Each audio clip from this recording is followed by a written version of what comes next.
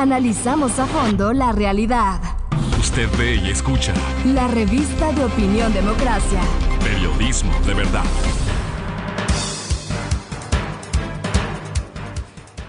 Y reiniciamos nuestra conversación y queremos saludar al señor asambleísta Raúl Tello, presidente de la Comisión de Participación Ciudadana, al señor doctor Rafael Ollarte, catedrático constitucionalista, para tratar el tema de qué podrá hacer la Corte Constitucional frente al pedido. Claro, tratarla y dar una respuesta. La Asamblea ha tenido una y le ha pedido a la Corte, oigan, estos son nuestros argumentos para haber aprobado la ley de extinción de dominio, y ese veto no tiene que ver sino con alguna gente ha dicho, de ponerle más blanda a la ley. ¿Cuál ha sido la reacción, señor asambleísta Raúl Tello, de la comisión, y que además ha sido unánime, ¿no? ¿Y qué piensan que puede pasar? Bienvenido, buenos días. Buenos días, muchas gracias. Un saludo a usted, Francisco, igual al doctor Rafael Ollarte, como a todos los oyentes de Democracia. Lo realizado por el presidente de la República simple y llanamente se enmarca dentro de lo que ha sido los 13 años del gobierno de Alianza País. Es decir, crear y mantener una estructura de impunidad. Y lo que se pretende precisamente con los vetos realizados tanto por el ámbito constitucional como por otras razones, los vetos parciales del presidente de la República, están en esa línea, en la línea de mantener la impunidad en este país, de la impunidad frente a tantos hechos que lamentablemente son de dominio público y que ocurren a diario, y que lamentablemente el Código Orgánico Integral se ha quedado corto en afectar la estructura fundamental del crimen organizado, que es la estructura financiera. Nosotros como comisión, luego de un análisis profundo de los vetos realizados por el presidente de la República, hemos remitido un pronunciamiento que ratifica la constitucionalidad de los principios de la ley de extinción de dominio, porque simple y llanamente los vetos están orientados a algo. Están orientados a que se entregue al país una ley de extinción de dominio con vacíos, una ley de extinción de dominio que, en definitiva, no permita aplicar la extinción de dominio como debe de ser, y por lo tanto que se quede en la impunidad. Nosotros hemos dicho los principios de imprescriptibilidad, los principios de retrospectividad, son indispensables que se mantenga la ley de extinción de dominio para que esa ley, como decía la asambleísta Mae Montaño, tenga dientes y realmente pueda actuar en lo que tiene que actuar, que es fundamentalmente en los dineros robados. Nosotros nos hemos ratificado en ese criterio basado en algo fundamental y que el presidente de la República inclusive no lo ha vetado, que es el principio adicional. Sí, el principio de origen,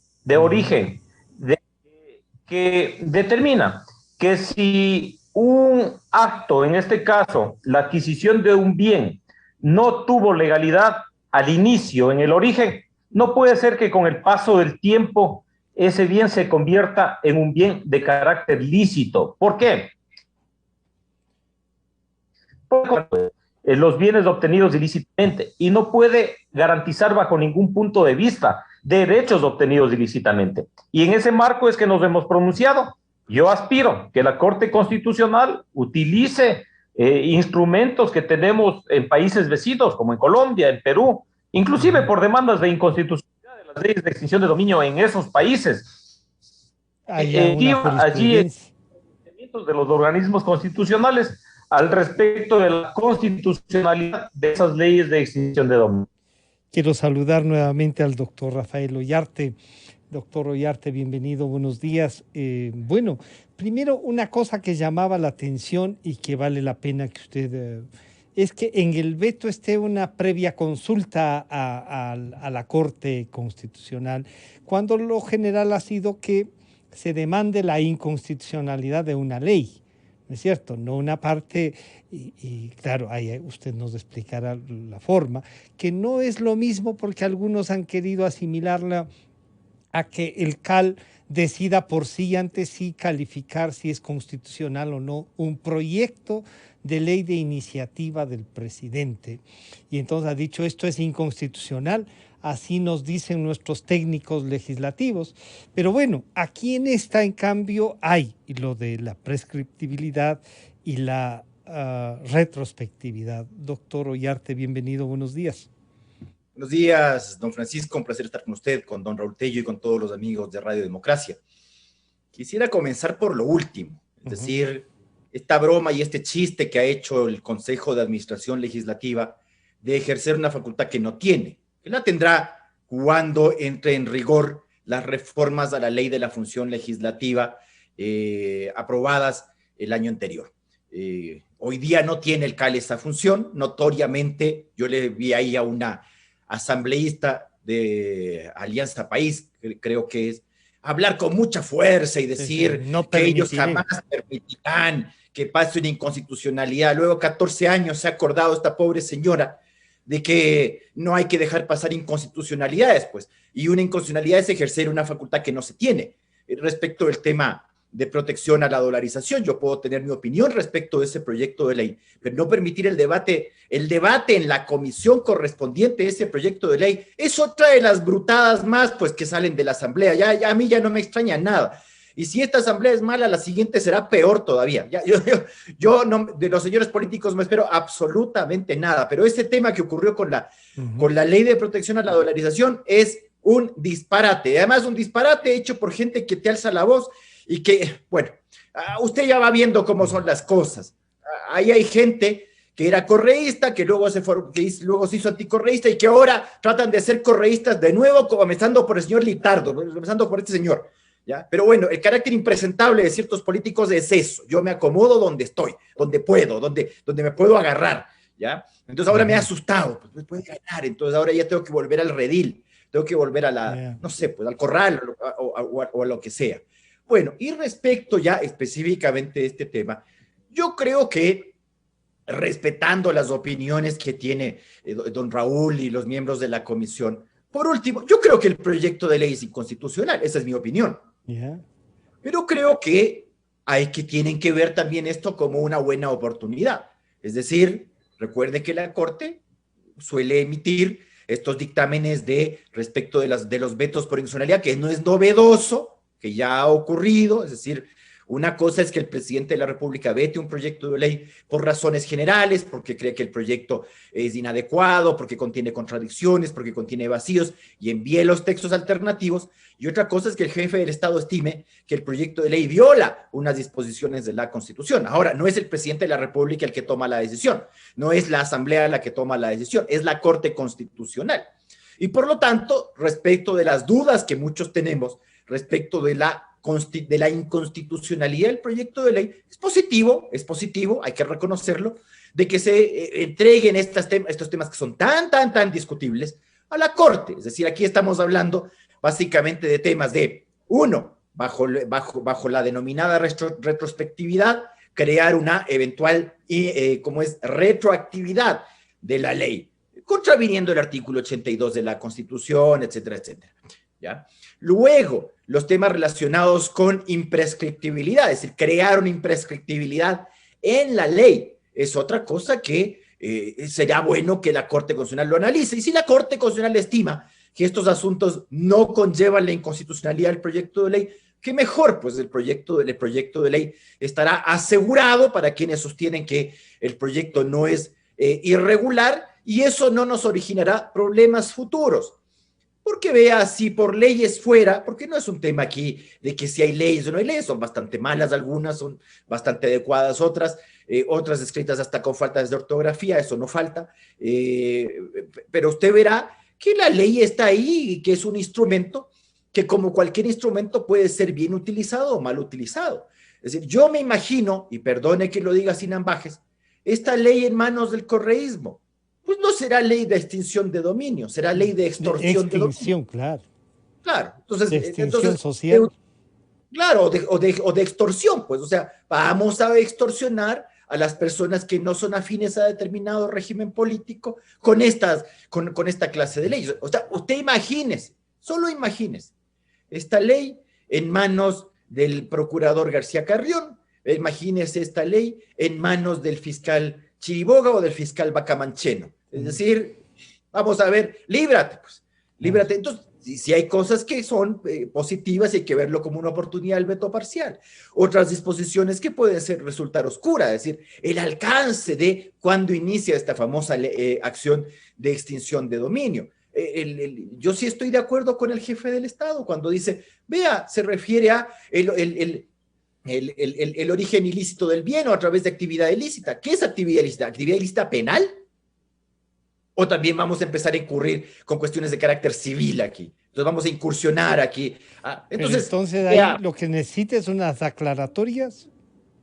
Pero, a ver, unas precisiones. Yo creo que está bien que se precise. Estamos en una nación, y eso lo debe conocer don Raúl Tello, en que un incumplimiento de contrato para muchos deriva en una acción penal por estafa. Así es. Entonces, si usted ve esa realidad, bueno, pues también vea la realidad respecto de cómo va a utilizar esta ley. Las leyes, recuerden, son instrumentos, no fines. Y como cualquier instrumento, pueden ser bien empleados o pueden ser mal empleados. Claro. Cuidado, te devuelve. Cuidado, que el día de mañana estén utilizando esta ley exactamente, no a través de órganos objetivos y de una fiscalía no objetiva, sino otra cosa con afán persecutorio. Cuidado, y de eso de lado y lado, no es que los unos versus los otros. Claro, pero ahí entonces ahí, señor asambleísta Tello, se volvió un poco al inicio del debate de la ley, que era la retrospectividad y la prescriptibilidad. Y eso debatieron ustedes, tenían técnicos internacionales que fueron invitados, discutieron. Siempre se tuvo esta sospecha, pero sobre todo una que acaba de volver a recordar el señor doctor Ollarte, que nos dice, oigan, ¿quién puede manejar esta ley? Y claro, alguien nos decía, bueno, pero también podrían manejar así, y de hecho, si lo hicieron, la ley de impuesto a la renta, por decirle algo. Si lo hicieron, ¿cierto? Todo eso, las leyes se pueden prestar para manejarlas bien o mal, pero si hay preocupaciones de que esto se puede convertir en un boomerang social, señor asambleísta Tello. A ver, siempre va a existir el riesgo, con cualquier ley. Ahí tenemos el Código Orgánico Integral Penal. Sí, de hecho, ha sido utilizado en muchas oportunidades desde gobiernos prepotentes, autoritarios, para la persecución. Ese riesgo existe. El correísmo utilizó la ley de comunicación ¿para qué? Para perseguir. Y así ha utilizado muchas leyes. Y esos son los riesgos cuando caemos en manos de gobiernos autoritarios que inclusive, sin importar lo que pueda decir una ley o lo que diga la Constitución, simple y llanamente actúa con prepotencia, actúa fuera de la Constitución, actúa fuera de la ley. Pero si nosotros nos quedamos en esa preocupación de que pueda ser determinada ley utilizada por gobiernos autoritarios y prepotentes para perseguir a los ciudadanos, no nos quedaría otra alternativa que no tener ninguna ley. Pero es que en el caso ecuatoriano eso ha sido evidente, y usted dice la ley de comunicación, no solo que la aplicaron así para perseguir, la crearon para perseguir y generaron una institucionalidad. Y entonces lo que nos dice el doctor Ollarte, que es sobre qué delitos nomás ha de ser lo prescriptible, ¿será solo penal? ¿Será solo civil? Esta parte no le parece que haría bien entonces la Corte también en tratarlo, y el veto ha servido para eso, señora Sánchez. Sí, porque en definitiva el pronunciamiento de la Corte Constitucional es vinculante y nos corresponde acatar. Y si se va en la línea del veto presidencial, obviamente nos corresponderá adecuar la ley a lo que determine la Corte Constitucional, y no hay otra alternativa. Pero yo respeto los criterios que puedan existir en sentido contrario. Yo debo decir de que la ley sin esos principios simple y llanamente termina, ¿qué? Santificando a quienes han obtenido en el pasado bienes mal habidos, ¿sí? Y no hay que olvidarse que esta es una ley de carácter patrimonial, es una ley de carácter patrimonial, es una nueva materia, no es una ley ni en el ámbito penal ni en el ámbito civil, hasta se podría decir que tiene algo de las dos, que es mixta, pero justamente, ¿por qué nosotros determinamos la autonomía del ámbito penal? Porque nosotros creemos de que no tiene que haber prejudicialidad en la perspectiva de llegar a una extinción de dominio, sí, pero desde luego que sí existe un debido proceso. El debido proceso está establecido en la ley, porque bajo ningún punto de vista podemos vulnerar ese derecho constitucional que tenemos los ciudadanos a un debido proceso. Se ha dicho también de que no existen presunciones. Claro, en la ley de extinción de dominio no existe la presunción de inocencia. ¿Por qué? Porque no se trata de personas, no es una ley que persiga personas, es una ley que persiga los bienes mal habidos. Entonces ahí no existe presunción de inocencia, pero desde luego que existe presunción de buena fe, existe presunción de legitimidad, existe esas presunciones que permiten que desde el ámbito de la ciudadanía estemos protegidos por esas presunciones que debe de considerar en determinado momento tanto la fiscalía como también el juez que corresponde. Claro, doctor Ollarte, entonces, si esto es exclusivamente para el patrimonio, pero el dueño es una persona, el patrimonio, ¿cómo diferenciamos esto para que también no sea lo que nos recordaba el asambleísta Tello, que dice doña Mae Montaño? Se pierden los dientes y entonces ahí no se puede comer ni carne ni hueso. Sin dientes no hay cómo, doctor Ollarte. El fin, no voy a decir que nunca, pero rara vez justifica los medios. Es una ley enredosa, pues, porque claro, dice que este proyecto de ley que se constituye a través de una acción patrimonial, pero interviene la Fiscalía. Y la Fiscalía, según nuestra Constitución, es el titular de la acción penal pública. Realiza la investigación preprocesal y procesal penal. Acusa a los procesados de encontrar méritos, es lo que dice el artículo 195 de la Constitución. Entonces, si la acción es patrimonial y no penal, ¿qué hace la Fiscalía metida ahí? Primera cosa, ¿por qué la supletoriedad, por una parte, del Código Civil y del Código Integral Penal, creando este híbrido? Son cosas que llaman la atención, hay que tener cuidado. Decir, porque, a ver, en derecho las cosas son lo que son, no lo que se denomina. Es decir, a ver, denominarle retrospectividad a una retroactividad de la ley, bueno, no cambia la sustancia de las cosas. Eso tendrá que aclarar también la Corte. Es decir, es una ocasión para que vayamos a donde un tribunal competente, independiente, imparcial. La Corte Constitucional actual podremos criticarle muchas cosas, pero no es la Corte Cervecera, porque la Corte Cervecera permitió muchas cosas, ¿ya?, que la actual Corte no ha permitido, ¿ya? Entonces, ojo, hago presente una cosa. Cuando la Corte actualmente, con el sistema del año 98, que es el mismo sistema de vetos de la Constitución 2008, te dice, sí, confirmo una inconstitucionalidad, no mata el proyecto de ley, porque no es una declaración de inconstitucionalidad total, es una inconstitucionalidad parcial. Entonces la Corte lo que puede decir es, vea, efectivamente el artículo 4 es inconstitucional por tal cosa, porque altera la seguridad jurídica al no ser claro, a no otorgarnos una ley clara, previa, pública, y que deje en una situación también de claridad las reglas del juego, como dice la Corte Constitucional respecto de la seguridad jurídica. El tema de la retrospectividad, si en realidad estamos violando o no la seguridad jurídica respecto de ley previa. Respecto de la claridad de la ley. Así, a ver, decir que esta ley va en contra de bienes y no de personas, alguien es el titular del dominio. Es decir, cuando se extingue el dominio, alguien ve afectado su derecho real a gozar y disponer sobre esa cosa corporal, como bien lo dice el artículo 599 del Código Civil. Y hay que tener cuidado con otras cosas. La legislación ecuatoriana no es la colombiana. Aquí no rige la Constitución colombiana. Es decir, el tema de la extinción de dominio sí está previsto expresamente en la Constitución de Colombia, primera.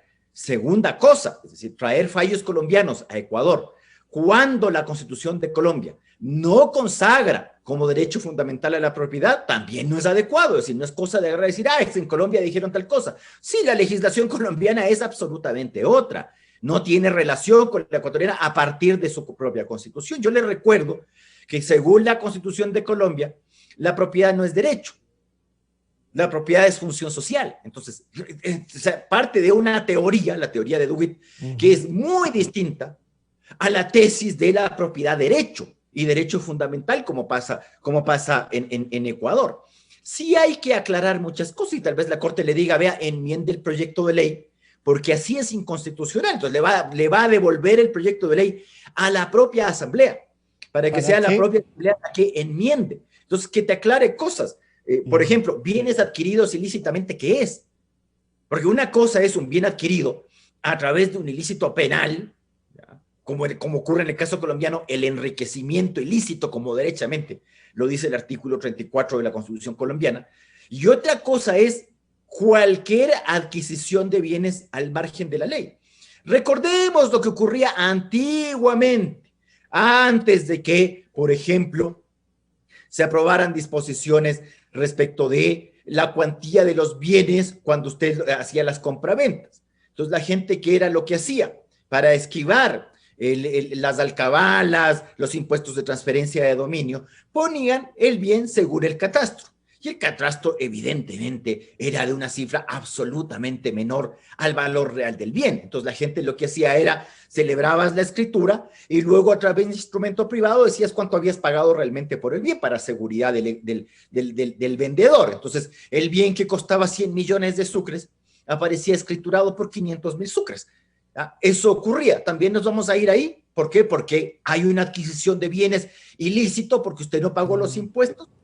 O también vamos a fijarnos en lo que se hacía también antiguamente, que ahora ya es muy difícil por el sistema, por el sistema tributario. Pues una de las cosas buenas del sistema tributario actual es que cuando usted adquiere bienes y eso no responde a tu capacidad contributiva, te cae el SRI y está muy bien, pero antiguamente no ocurría eso. También vamos a ir a eso cuando con las compraventas ficticias, el taita que le vendía el bien al hijo de 18 años para evitarse cualquier tema de donaciones, porque era más barato, pues con este tema también de la transferencia de dominio, también con un valor. Para que no le quiten, pero ponían a nombre de los vamos a ir a eso. Entonces, todas esas cosas que se tienen que ir aclarando. Es decir, no es tan fácil elaborarte un proyecto de ley de esta materia e incluir dentro de la ilicitud de la adquisición de bienes cualquier cosa. Entonces, esas son cuestiones que tienen que quedar claras. Entonces, ahí hay un espacio, señor asambleísta Raúl Tello, para que la Corte incluso pueda darles insumos de lo que, como dice el doctor Ollarte, la Asamblea podrá tratarlo, adecuar el proyecto. Esta es una instancia novedosa, resultaría que con el pronunciamiento de la Corte, la Asamblea adecue, no sé si después tendrá que volver a revisar cómo ha ejecutado el pronunciamiento de la Corte, pero se abrió un espacio más para que esto no pierda el sentido de lo efectivo de la ley, doctor Tello. A ver, en primer lugar, de los países latinoamericanos en donde existe una ley de extinción de dominio, solo 2 tienen de manera expresa en la Constitución. Solo los demás no tienen en la Constitución la extinción de dominio escrita de manera expresa. Entonces, la extinción de dominio está en la Constitución de la República de manera tácita desde hace mucho tiempo. ¿Por qué? Porque un derecho no puede ser adquirido ilícitamente, pues. Un derecho no puede ser reclamado si fue obtenido al margen de la ley, bajo ningún punto de vista. Y tampoco ese derecho con el paso del tiempo puede convertirse en un bien de carácter lícito o en un derecho de carácter lícito. Luego, el tema de lo que la Corte Constitucional resuelva, yo creo que nos previene de algo, nos previene de posibles demandas de inconstitucionalidad. ¿Por qué? Porque ya existiría un pronunciamiento del Constitucional. Porque no cabe duda que una vez que el Ejecutivo se ponía el ejecútese, iban a haber demandas. Claro. Yo creo que iban a haber demandas de inconstitucionalidad. Y obviamente ahí le correspondía pronunciarse a la Corte Constitucional. Lo que se ha hecho es adelantar ese proceso. ¿Por qué? Porque ahora tiene que pronunciarse, su pronunciamiento es de carácter vinculante, por tanto, a la Asamblea Nacional le corresponde acatar ese pronunciamiento adecuar la ley a lo que la Corte Constitucional decida. Y en ese ámbito lo que nos estamos evitando seguramente es que existan demandas de inconstitucionalidad, al menos en los aspectos en que están para decisión de la Corte Constitucional. ¿Usted cree Gracias. Claro, entonces, doctor Ollarte, esperamos la resolución de la Corte.